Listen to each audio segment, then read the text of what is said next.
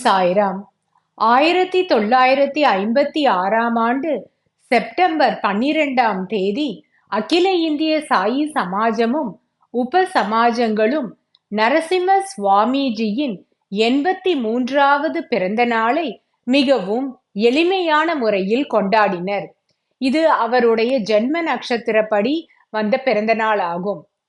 அப்பொழுது நரசிம்ம சுவாமிஜியின் உடல்நிலை திருப்திகரமான நிலையில் இல்லை. அதே ஆண்டு அக்டோபர் மாதம் 9ஆம் தேதியன்று நரசிம்ம சுவாமிஜிக்கு ஜுரம் ஏற்பட்டது. இதனால் அவருடைய சரீரம் மேலும் மெலிவடைந்தது. அவர் படுத்த படுக்கையானார்.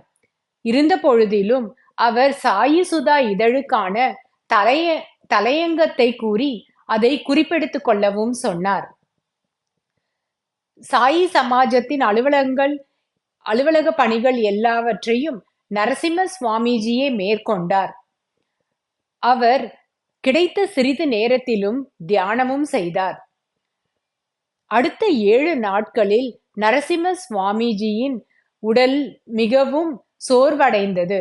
அவருக்கு மலச்சிக்கல் ஏற்பட்டு கை கால்கள் மரத்து போய் அவரால் அசைக்க கூட முடியாத நிலையில் அவர் இருந்தார். அக்டோபர் மாதம் 19ஆம் தேதியன்று ஒரு புனித ஐப்பசி பௌர்ணமி காலை 3:45 மணிக்கு நரசிம்ம சுவாமிஜி தன் பூத உடலை நீத்து ஸ்ரீ சாயிபாபாவுடன் ஐக்கியமானார். ஓம் சாய்ராம்.